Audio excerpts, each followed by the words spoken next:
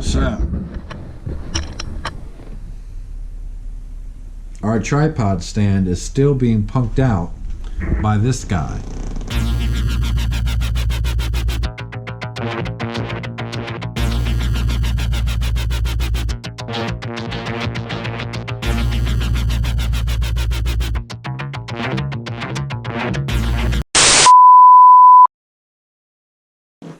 So we have successfully displaced trouble off of the bar stool, which houses the tripod now.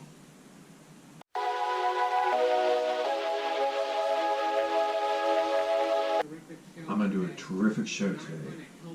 I'm going to help people. I'm good enough. I'm smart enough. And doggone it, people like me. Hello everyone and welcome back to the show.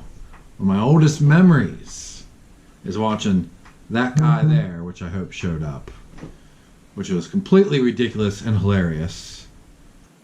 So the ever-wise Stuart Smalley brings up a good point. I've talked a lot about starting a YouTube channel and some of the issues that I've ran into, trials and tribulations, if you will.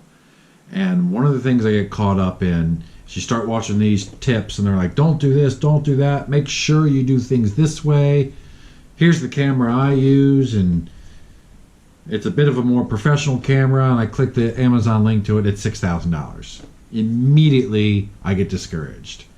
That part of yourself that could sometimes lack self-confidence worms its way into your brain and tells you you're never going to have the resources for professional cameras, you don't have the skill, you don't know anything about taking pictures, you don't know anything about editing, you're not that interesting, people don't want to hear you ramble. You can't let those negative thoughts seep in, because there are little bits of truth to all the criticisms and all the reasons you're not as good as you think you are, you should be, or you could be. And that's in all things. Specific to YouTube, I don't know how to edit. I don't know how to set up shots properly. I don't know enough about lighting and talking to the camera even. But you pick up little things. I've noticed small improvements, and that's all that you can really hope and dream for, is to make improvements. If you make a mistake, you fix it. You do better the next time. One of the channels I was talking about was a young woman who, I believe she mentioned hundreds of videos she has unlisted because she was that awful back then. It's interesting to hear that because we all went through a learning process. I've had many a job, I've trained people, I've taught people different skills and tasks. Computers, which is what I do for work, have always came easily and naturally to me, and it's also the worst subject, if you will, where people are always, it's like they feel self-conscious. Oh, I'm sorry, I'm such an idiot. People say it all the time. And it's like, no, you're not an idiot. You don't know a lot about computers. Guess who else doesn't know a lot about computers? This guy, when he first started breaking computers. The moral is, you get better at anything if you do it long enough.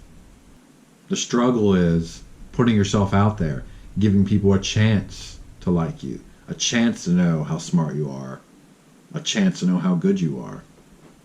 We all excel at many things in our everyday lives, hundreds of things throughout our lives. Can you turn something you excel at, something you truly enjoy, into a lifelong passion, hobby, or dare I say, career? I would say job, but the old adage is true that if you find something you truly love and you truly enjoy, it isn't a job. It isn't work almost.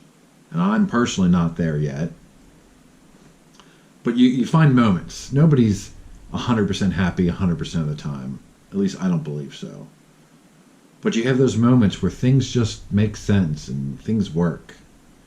You push on and you try new things and you find satisfaction from trying new things, from failing at new things, from trying them again and doing them better. Sometimes all it takes is hearing that you're valued, that you're loved, that you're good at something. So if anything else, that's my message for this video. You and me, we are important. We matter. Your fears are valid. Your passions should be embraced. People should lift you up. And if they don't, well, find people that do. So what Stuart Smalley over here got right was, you are good enough, you are strong enough, and doggone it, people like you. Here's to being lifted up. And on that happy note, I'll catch you in the next one.